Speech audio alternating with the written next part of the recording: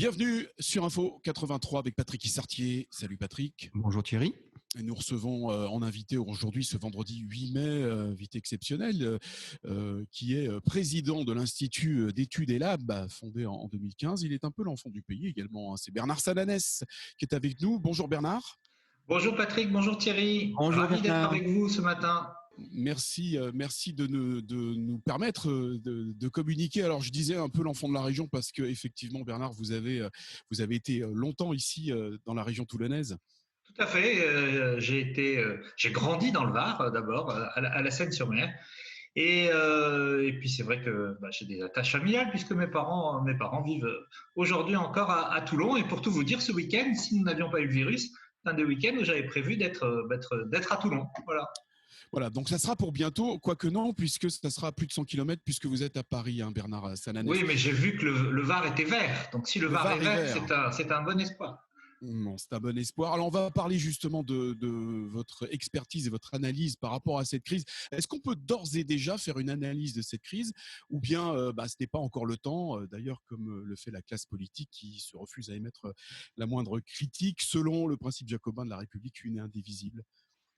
Alors, écoutez, je crois qu'il faut évidemment essayer de réfléchir à ce qui se passe. Nous vivons une crise inédite par sa nature, par son ampleur. Nous n'avions jamais vécu une crise comme cela. Et évidemment, il faut se poser des questions, essayer de voir ce qui peut arriver.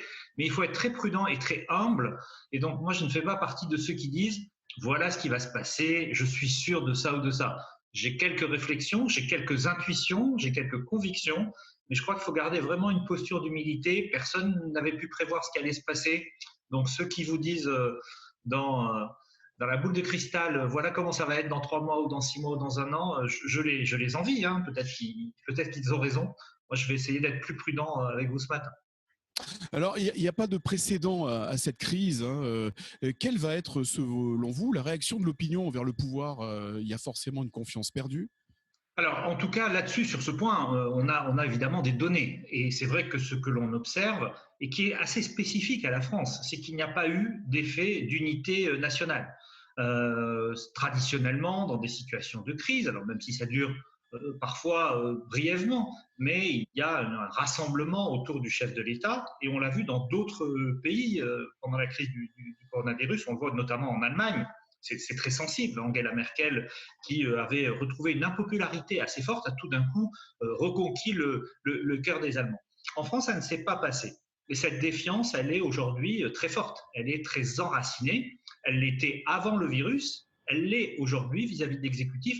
Finalement, j'allais dire, comme si cette crise n'avait rien changé du rapport de l'opinion, notamment au président de la République et à Emmanuel Macron.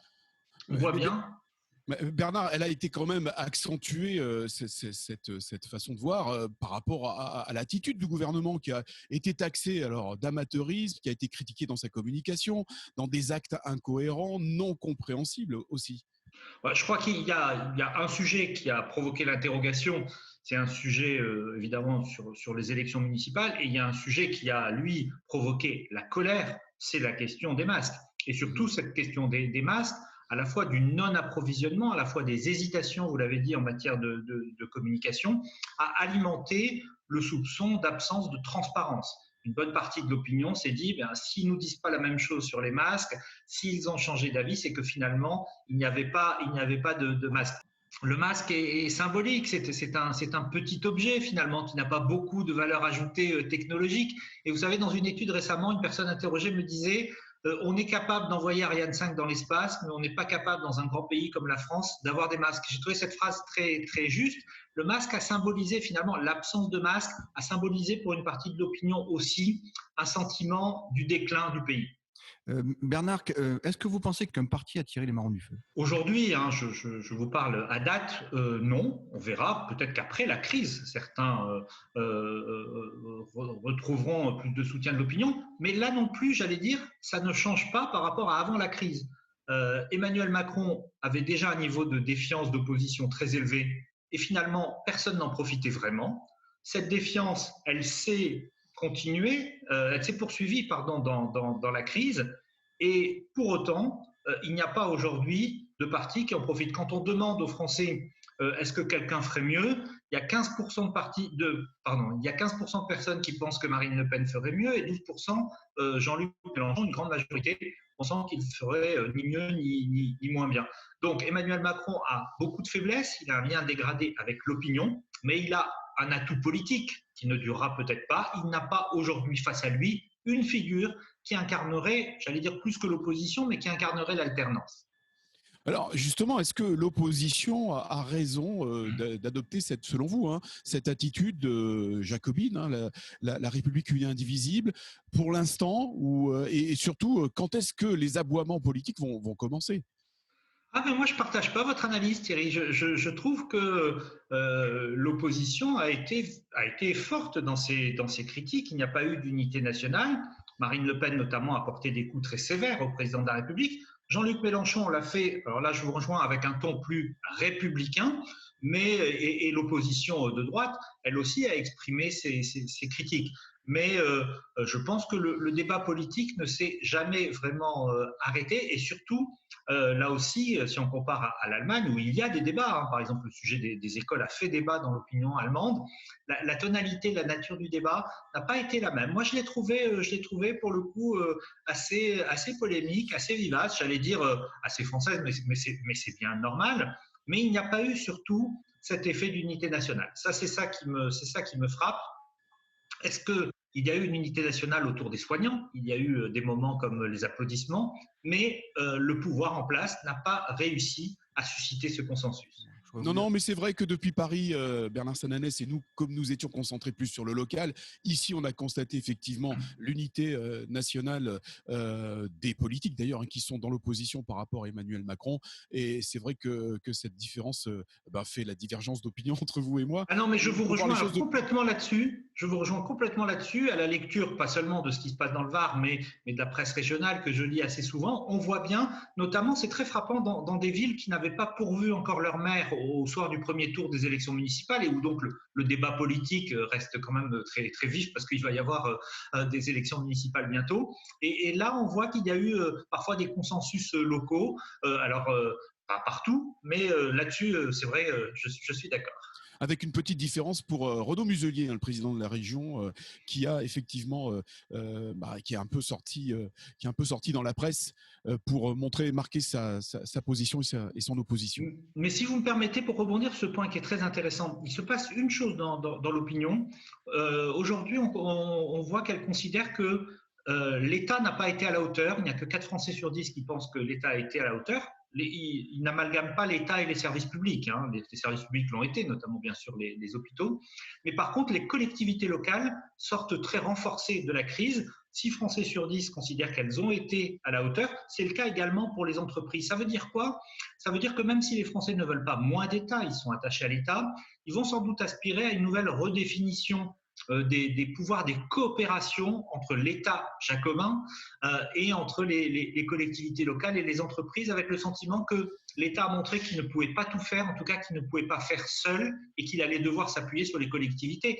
On le voit bien, pour réussir le déconfinement, et on le verra à partir de lundi, il est clé que les élus locaux soient en première ligne. Quel est votre point de vue par rapport à l'économie, justement? Est-ce que le gouvernement a pris à bras-le-corps le drame économique, le drame social qui pointe? Alors là-dessus, les Français sont moins sévères. Hein. Ils sont plus d'un Français sur 2 à considérer que le gouvernement fait ce qu'il faut en matière d'économie. Pour répondre directement à votre question, Patrick, je crois qu'on est malheureusement qu'au début de la crise économique et sociale et que notamment les inquiétudes, les anticipations sur le chômage sont extrêmement négatives. Alors que quelques semaines avant la crise du virus, on voyait une inversion de tendance, hein, cette fameuse courbe du chômage, elle commençait à s'inverser, elle commençait à montrer, et ce n'est pas un jugement positif, mais ce n'est pas un jugement politique, elle commençait à montrer des signes positifs et je crois que tout le monde pouvait s'en réjouir. Là, le risque, c'est que nous ayons en septembre plusieurs dizaines, centaines de milliers d'emplois supprimés et évidemment, ce risque va peser sur tous les territoires. Et notre région n'en sera sans doute pas absente. Donc le gouvernement a un crédit sur cette question-là, parce qu'il a pris les mesures sur le chômage partiel, parce qu'il a pris des mesures de soutien aux entreprises, mais il va être confronté évidemment à la crise sociale, à la montée du chômage et donc à son corollaire, c'est-à-dire la montée des injustices et des précarités. L'État a injecté des centaines de milliards d'euros dans l'économie française. Est-ce que vous pensez qu'on peut envisager une dette perpétuelle? Parce que comment allons-nous rembourser ces centaines de milliards d'euros, étant donné que nous sommes à plus de 100% d'endettement du PIB? Alors je suis très frappé de voir que ce débat est un peu un angle mort du débat public. On en parle très peu finalement, comme si on s'était habitué à se dire que la dette, on ne devrait jamais la rembourser. Et d'ailleurs, pour les Français, j'ai posé cette question cette semaine, on voit bien que le sujet de la dette arrive très loin de leur priorité. Donc à un moment, évidemment, ce rendez-vous de la dette sera là, mais je crois que le premier rendez-vous sera quand même, est-ce qu'on est capable de faire redémarrer la machine économique sans laisser trop de monde au bord de la route? Et là-dessus, tous les entrepreneurs, chacun a une responsabilité. Et c'est vrai que ce sera extrêmement, extrêmement difficile et que le rendez-vous, notamment de septembre, moi je suis assez inquiet là-dessus, que le rendez-vous de septembre peut être douloureux parce que la vie économique s'est arrêtée, même si dans certains secteurs, elle va reprendre. Si on prend bien sûr l'exemple, on y pense tous dans le Var, du secteur du tourisme, ce secteur, il va être affecté en première ligne. Et si en plus la saison d'été est partiellement ou totalement gâchée pour ce secteur et pour tous les professionnels du tourisme, ça aura des conséquences pour certains difficilement rattrapables. Pourquoi septembre, juste? Pourquoi septembre? Pourquoi septembre? Excuse-moi. Parce qu'il y a là les mesures de chômage partiel qui protègent. Et puis septembre, vous savez, c'est le moment où les entreprises font ce qu'on appelle leur business plan ou leur projection pour l'année suivante. Et donc, c'est à ce moment-là que les entreprises se disent, bien, si on voit notre carnet de commandes pour l'année suivante, l'année 2021, on sait qu'on ne va pas passer dans ces conditions et donc il faut anticiper des suppressions de postes. C'est toujours dans ces moments-là de dernier trimestre que les mauvaises nouvelles sur le front de l'emploi arrivent. Ouais, donc vous êtes inquiet mais pas péremptoire, hein, c'est-à-dire que c'est pas effectivement un pessimisme pardon noir. Hein, Non, non, voilà, parce tout que dépendra, c'est évolutif. Voilà, c'est en fonction. oui, bien sûr. Et puis, il y a certains secteurs qui vont réussir à s'en sortir et à remettre la machine en route. Mais regardez, on a parlé du tourisme. Il y a des conséquences à court terme, à moyen terme tourisme. Un autre secteur qui peut-être concerne moins notre région, l'industrie aéronautique. L'industrie aéronautique, par exemple à Toulouse, les conséquences vont être durables parce que le comportement des consommateurs vis-à-vis des voyages, vis-à-vis de l'avion, va changer. L'industrie automobile, sans doute également. Donc, ça va être très différencié par secteur. Mais je crois que ça va obliger aussi beaucoup de professionnels dans chacun des secteurs, que ce soit, on parle des médias pour ce qui nous concerne, que ce soit de la communication pour ce qui nous concerne, ou de l'opinion, que ce soit encore une fois le tourisme, ça va obliger aussi à beaucoup de remises en cause, de transformation. Et donc ça peut être optimiste si on arrive bien sûr à le réussir. Le danger, ce n'est pas justement le numérique. On se rend compte quand même que tout ce qui est entreprise numérique, hein, les GAFAM pour pas les sauter, mais les citer, mais les e-commerçants, les pick-up, les livraisons en drive, etc., sont en train de prendre le pas économiquement. C'est pas un danger justement où l'ancienne économie peut être ravagée par cette nouvelle économie qui, en très peu de mois, a gagné peut-être 10 ans d'activité? Cette nouvelle économie, d'abord, je n'arrive pas à croire qu'on reviendra en arrière. Parce qu'elle s'est installée dans nos vies, parce que le smartphone, les réseaux Internet, la 5G, aujourd'hui, ni vous ni moi ne pouvons nous en passer. En revanche, je suis persuadé que la crise montre aussi qu'on a besoin plus que jamais du lien humain. Voilà. Et ce lien humain, cette proximité, ce contact, la crise en a aussi montré le côté essentiel. Et d'ailleurs, dans tous ces métiers dont on parle aujourd'hui beaucoup, que la crise a rééclairé, ces métiers qui étaient des métiers invisibles, ces métiers qui sont pendant la crise devenus des métiers essentiels, ce sont des métiers du lien humain, des métiers du care, comme on dit, c'est-à-dire des métiers où on s'occupe de l'autre, où on est en relation avec l'autre. Et donc là-dessus, je ne crois pas que l'avenir sera blanc ou noir, de nouveaux emplois se créeront aussi dans le digital, mais qu'il y aura à la fois cette attente d'immédiateté avec les réseaux sociaux, avec Internet, avec les applications, avec le commerce en ligne, mais qu'il y aura toujours ce besoin de proximité et de lien. Alors parmi justement, puisque vous parlez des métiers, alors les métiers invisibles, qui sont devenus très visibles d'ailleurs et essentiels lors de la gestion de cette crise, il va y avoir derrière certainement, selon vous, des revendications par rapport à ces métiers-là, à ces Ben, bien sûr, corporations-là. on en avait vu déjà les prémices au moment du débat, du débat des Gilets jaunes, mais bien sûr, ces métiers, j'allais dire, et c'est normal, ne vont pas contenter qu'avec les applaudissements de 20 heures, ils ont eu seulement la reconnaissance sociale, qui est quelque chose de formidable, ça a été un vrai mouvement collectif, mais ils vont attendre, demander une reconnaissance sociale, sans doute une revalorisation salariale, et ça suppose aussi des changements de point de vue dans la société. La société aussi doit apprendre à reconnaître ces métiers différemment. Je pense par exemple aux métiers manuels qui ont souvent été dévalorisés. Je pense par exemple à l'apprentissage que l'on a trop souvent justement assimilé uniquement aux métiers manuels. L'apprentissage, il est pour tous les métiers et il apporte quelque chose dans son lien à l'entreprise. Là, on peut avoir effectivement des questions assez fortes sur le plan social. Mais de toute façon, vous savez, une crise comme ça, alors là, c'est une intuition. Hein. Je ne pense pas, je ne suis pas d'accord avec tous ceux qui disent rien ne sera plus comme avant et à ceux qui disent ça va revenir comme avant. Je pense que la vérité sera forcément entre les deux. Nous, on a appelé ça chez Elab reboot ou reset.